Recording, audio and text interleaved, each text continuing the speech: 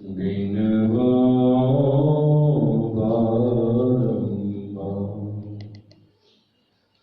ज्ञान उदधि हरु ज्ञान घन सद्गुरु शंकर रूप नमो नमो बहुबारी सकल सुपूज्य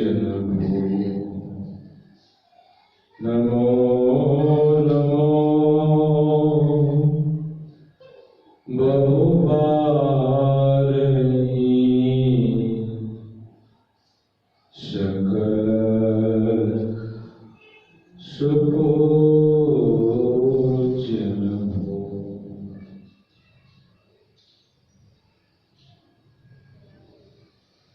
परम आदरणीय साधु समाज, सत्संग प्रेमी सदात्माओं, माताओं तथा भक्तिमती बहन, आप लोग कहेंगे कि यहाँ तो न माता जी हैं न बहन जी हैं,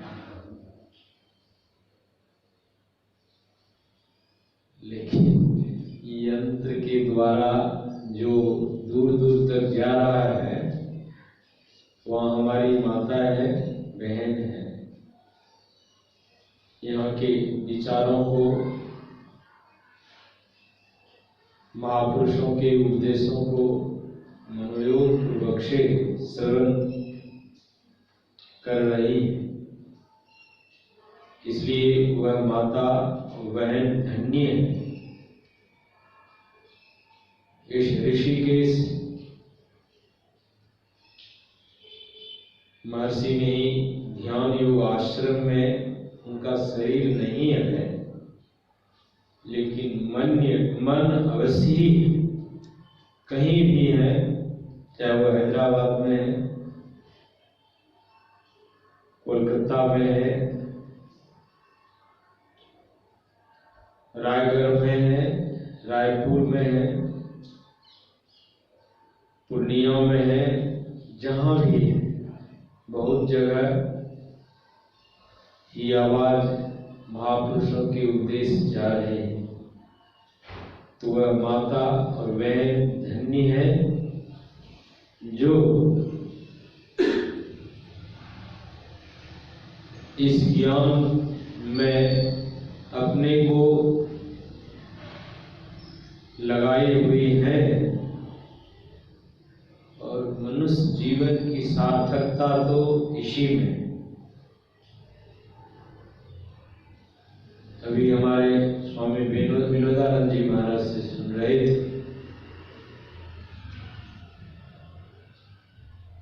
कि यह जो मनुष्य शरीर मिला है, समय समय पर भगवंत भी आते रहते हैं और संत भी आते रहते हैं। कभी कभी तो समझ में आता है कि भगवंत तो आते तब है जब आतताइयों का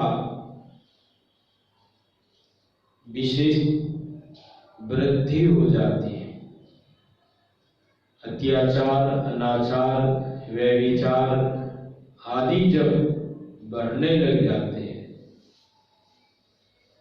तब भगवंत का आना होता है।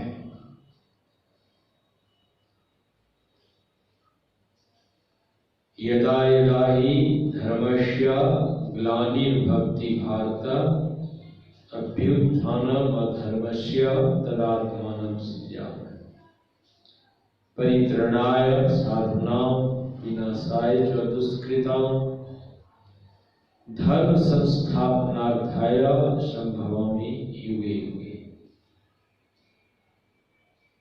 भगवंत जब धरा पर इस तरह का अत्याचार अनाचार बढ़ता है, तब भगवंत भी इसी पंच भौतिक शरीर में आते। और संत के लिए तो क्या कहा जाए, संत भी इस पंच भौतिक शरीर में आते। हमारे परमाराध्य सद्गुरुदेव जी महाराज कहते गए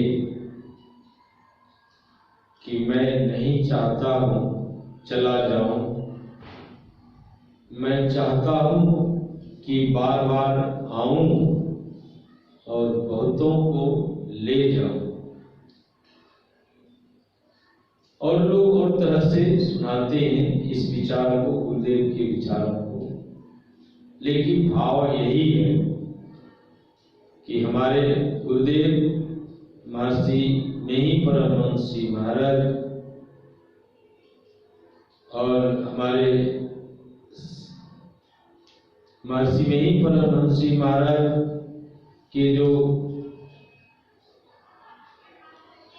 सेवा में रत रहने वाले संत सेवी परमहंस जी महाराज थे, उनके लिए परमाराध्य सद्गुरु महर्षि मेही परमहंस जी महाराज ने कहा था, इनके बिना मैं अधूरा हूं। भाव में सुना रहा हूं,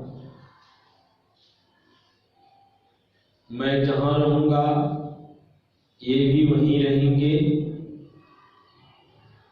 ऐसा भाव हमारे परमाराध्य सद्गुरु महर्षि मेही परमहंस जी महाराज ने महर्षि संत सेवी परमहंस जी महाराज के लिए सुनाते थे।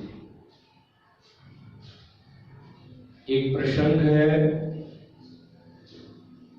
कुपाघाट में हमारे महर्षि संत सेवी परमहंस जी महाराज उस समय उस जगह नहीं थे। परमाराध्य सद्गुरुदेव जी महाराज मंच पर विराजमान थे। वहां पर गुरुदेव ने कहा कि महर्षि संत सेवी जी नहीं है, यदि कोई उनके स्थान पर बैठना चाहते हैं तो सभी मूक रहे, क्योंकि जो हमारे गुरुदेव ने हमारे संत सेवी परमहंस जी महाराज को हर तरह से सजाया बनाया, मैं तो देखा हूं, नजदीक में रह रहा हूं।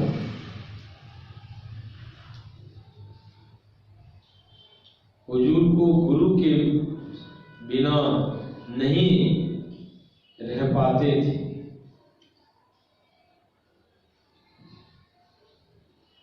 एक कनखुदिया में महाधिवेशन था,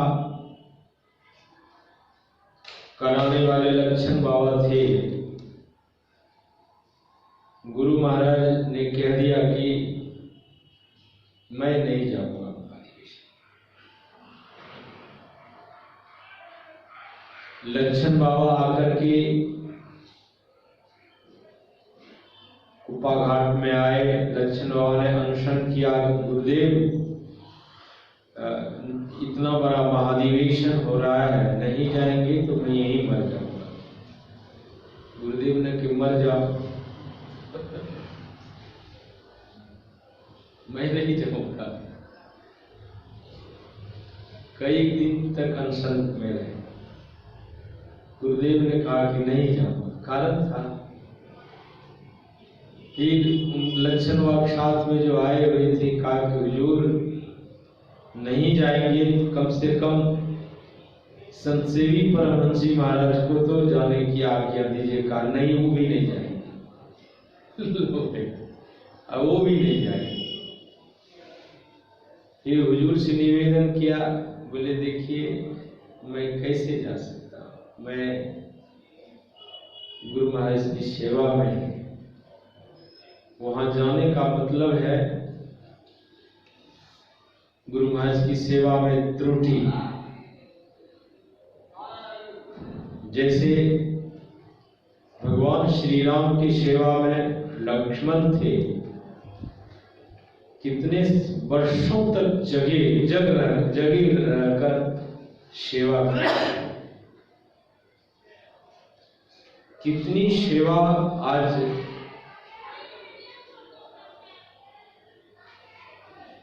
आदरणीय है, पूजनीय है। शेषावतार लक्ष्मण महापुरुषों की सेवा करके कितने महान बन जाते और श्रद्धा पूर्वक जो सेवा करते। इसलिए मनुष्य शरीर प्राप्त है, मनुष्य शरीर का पुनीत कर्तव्य है। शरीर तो बहुत है, आप सुनते आ रहे हैं, भगवान श्री राम ने उपदेश किया, आकर 4,84,000 जोनि भ्रमत यह जीव अविनाशी। ये 84 लाख प्रकार का शरीर, जिसमें यह मनुष्य शरीर देव दुर्लभ शरीर कहलाता है।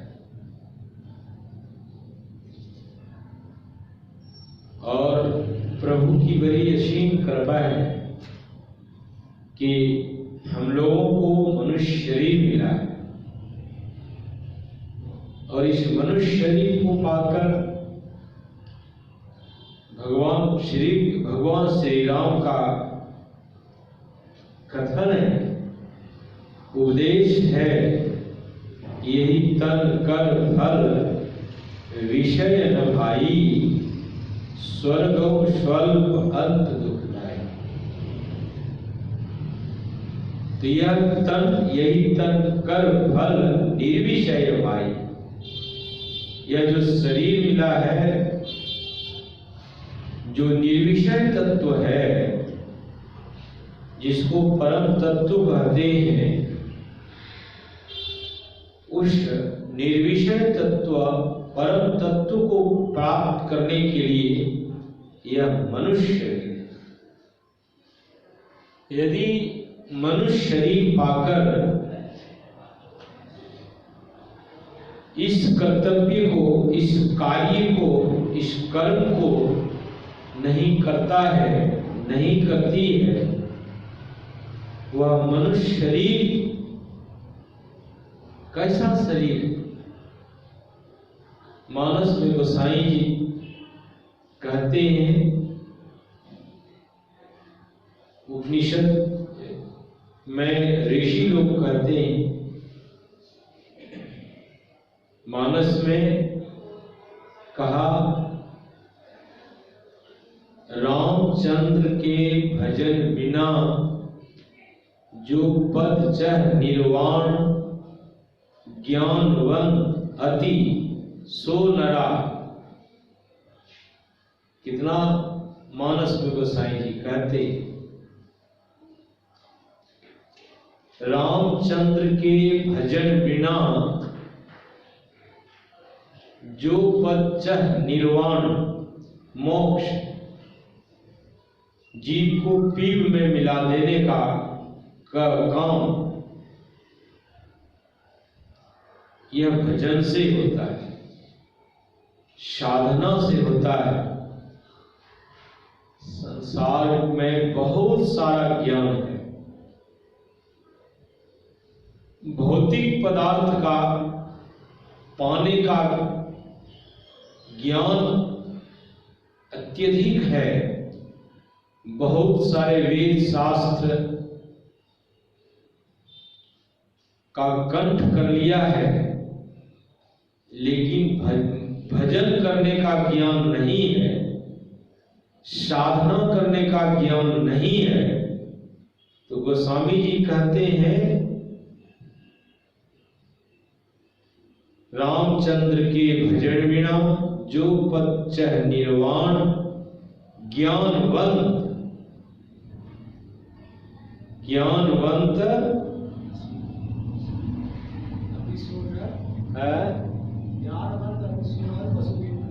ज्ञानवंत अति सोलर पशु बिनु पूछ विशान।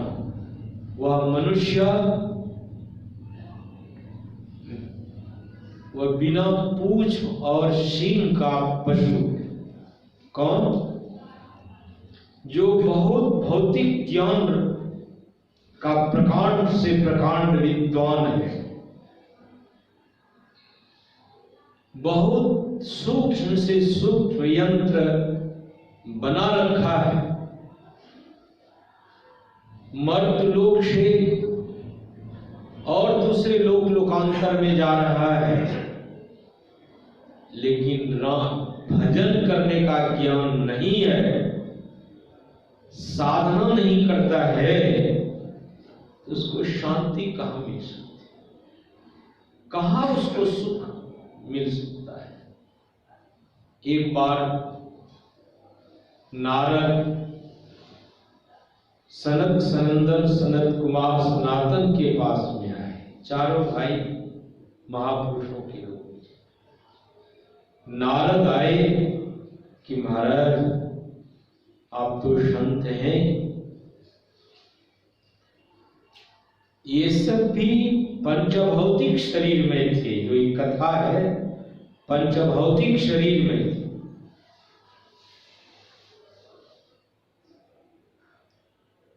अभी भले पंचभौतिक शरीर में नहीं हो, लेकिन पंचभौतिक शरीर में थे। नारद जब आए हैं सनत सनंदन सनत कुमार सनातन के पास में, महाराज मुझे शांति नहीं है, मुझे सुख नहीं है, मुझे वो रास्ता बताइए जिसमें शांति मिल जाए, सुख मिल जाए। तो सनक सनंदन ने नारद से पूछा, आप क्या क्या जानते हैं? इतना लिस्ट बना के दिया सनक सनंदन को नारद ने कि मैं गीता, रामायण, उपनिषद, वेद और नक्षत्र विद्या, छत्र विद्या, इतनी बातें कही, इतने शास्त्र का मुझे ज्ञान है। सनक सनंदन ने कहा कि सब छोड़ के आइए तब आपको शांति की बात करें। सब छोड़ के आइए। कहने का आशय क्या है? यदि उस शांति तत्व को इस मनुष्य शरीर में, इसी जीवन में पाना चाहते हैं, तो आपको इतना अपने को एकाग्र बना लेना होगा, भूल जाना पड़ेगा। कब? साधना के समय। यूं तो संसार है, शरीर है, संसार में हैं, शरीर में आए हैं, शरीर के लिए, संसार के लिए भी कुछ न कुछ करना ही पड़ता है, कुछ न कुछ करना ही पड़ता है। लेकिन शरीर संसार में ही जीवन को, इस अनमोल जीवन को लगा देना, यह मनुष्यता नहीं है। इसलिए संत लोग कहते हैं कि मनुष्य शरीर प्राप्त है। जैसा कि अब देखिए नारद में ऐसी रिद्धि सिद्धि है, मैं समझता हूं कि यहां अभी ऐसे रिद्धि सिद्धि वाले देखने को नहीं मिलता है। अभी भी नारद हैं। और कौन कौन लोक लोकांतर को, कभी ब्रह्म लोक जाते हैं, कभी विष्णु लोक जाते हैं, कभी शिव लोक जाते हैं, कौन कौन लोग लोकांतर जाते आते रहते हैं, लेकिन शांति नहीं।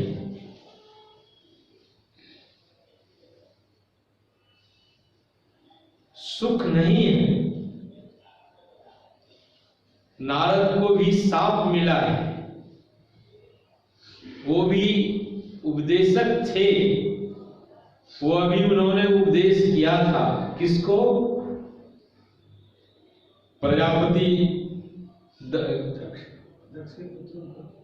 दक्ष प्रजापति के। उन्होंने जो सृष्टि का बेरा लिया था भगवान ब्रह्मा जी से, तो उन्होंने 10,000 पुत्रों का उत्पन्न किया। आश्चर्य भी लगता है कि 10,000 पुत्र को उत्पन्न कैसे किया। एक समय नारद ने उपदेश किया कि अरे क्या कहां जा रहे, क्या कर रहे, इसीलिए मनुष्य शरीर मिला है। बराबर यह उपदेश है श्रीमद् भागवत महापुराण। नारद ने इस तरह का उपदेश दिया, दक्ष के 10,000 पुत्र साधना करने के लिए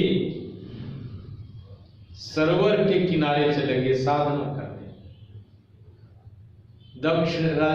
दक्ष ने फिर 1,000 पुत्रों को उत्पन्न किया। उसको भी नारद ने कहा तुम्हारे 10,000 पुत्र तो भगवत भजन करने के लिए चला गया, तुम कहां किस फेर फार में पड़ रहे थे? तुम्हारे बड़े भाई भगवान का भजन करने के लिए चला गया, किस संसार विषय की ओर तू भाग रहा है? वो 1,000 जो दक्ष का जो पुत्र था वो अभी उसी तरह पड़ा। मेरे कहने का आशय है कि नारद के उपदेश से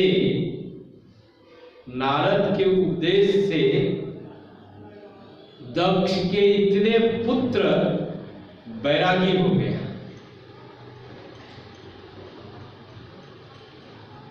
हमारे संत मत में भी एक ब्रह्मचारी थे, बस हमारी उम्र के होंगे या हमारे उम्र से छोटे, फौज के जवान थे। ऐसा उनका उपदेश था, ऐसा ज्ञान था, अभी है ही, ऐसा उपदेश करते थे, ऐसा ज्ञान उनमें था। तो वहां जहां बॉर्डर पर थे उस समय एक मुसलमान थे, वो भी फौजी थे, उनको उपदेश किया, संत मत का उपदेश किया। और उपदेश सुनकर के इतने प्रभावित हुए कि आकर दीक्षा ले लिया। दोनों पति पत्नी ने दीक्षा ले लिया, साधना करने लग गया।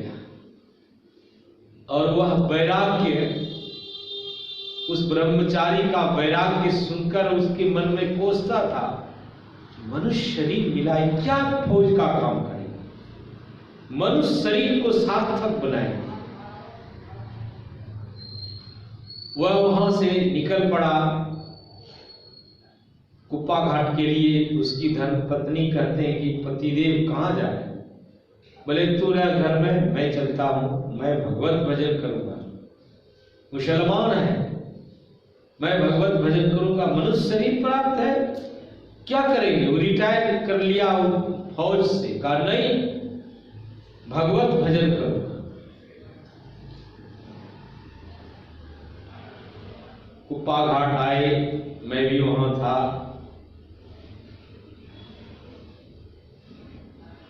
तब तक वो जो ब्रह्मचारी थे,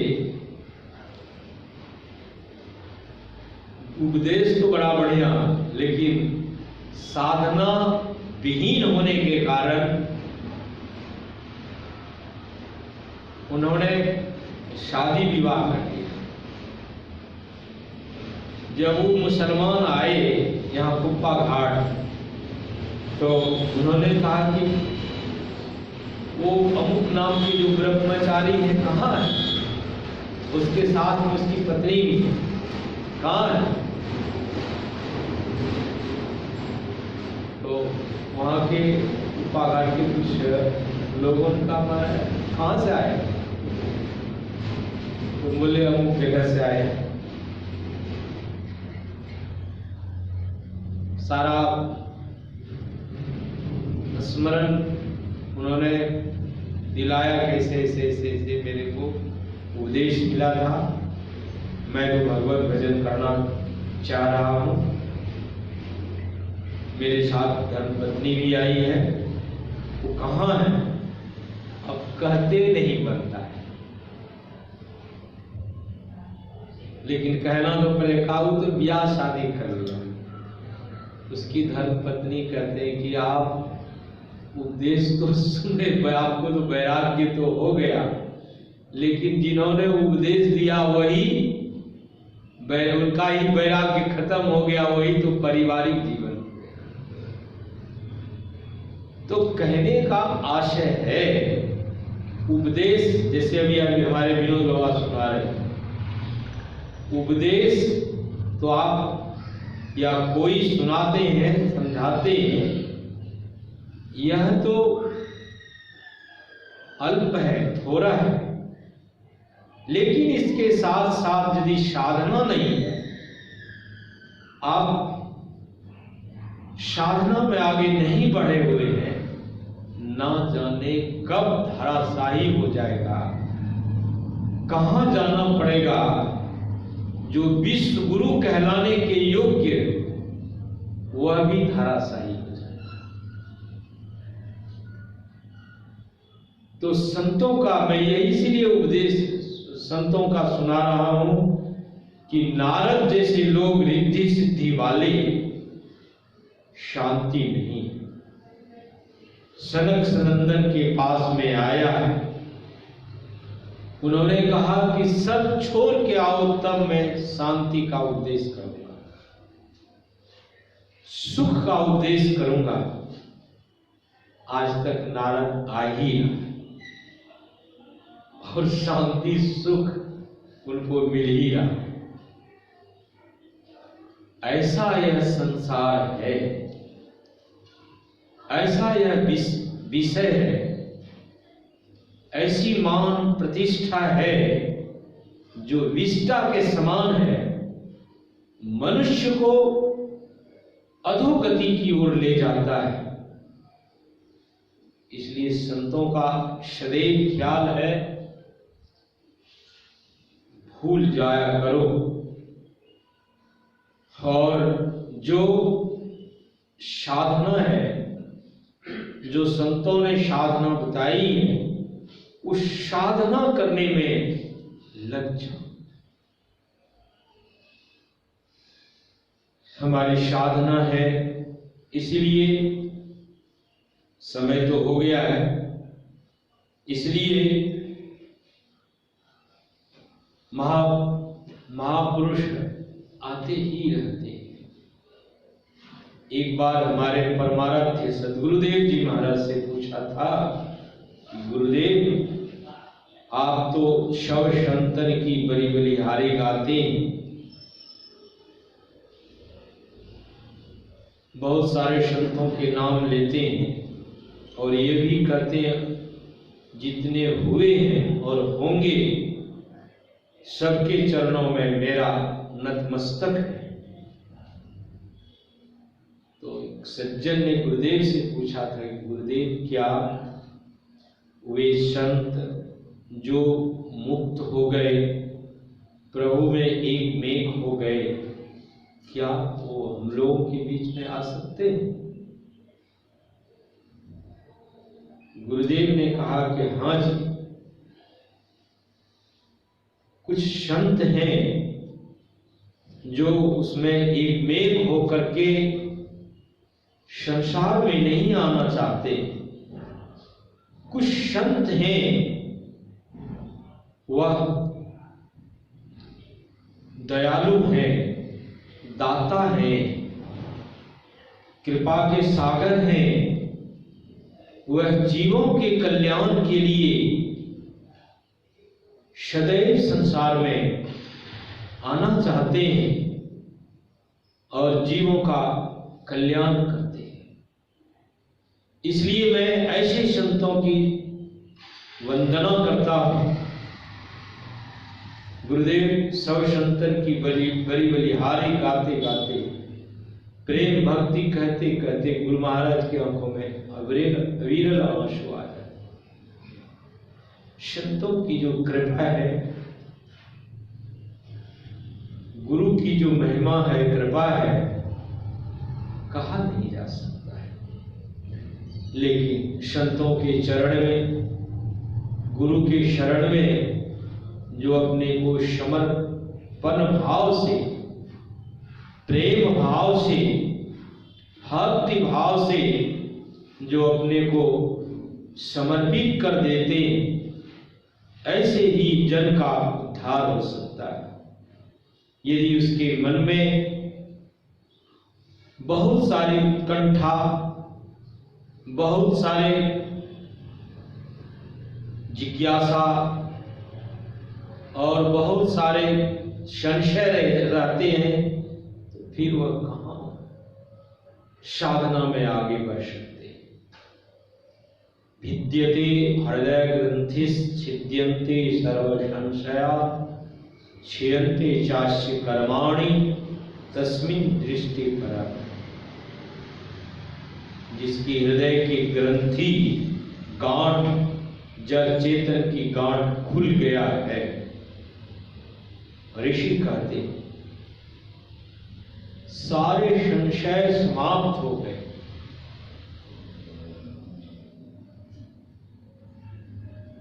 सारे कर्म विनष्ट हो गए। विद्यते हृदय ग्रंथिश्छिद्यन्ते सर्व संशया क्षीयन्ते चास्य कर्माणि तस्मिन् दृष्टि परावरे। जो जिसकी दृष्टि परे से परे हो गई, ऐसे जो जड़ हैं, कैसे होते हैं ऐसे जड़? सारे संशयों को मिलना है। मीराबाई से किसी ने कहा कि मीरा,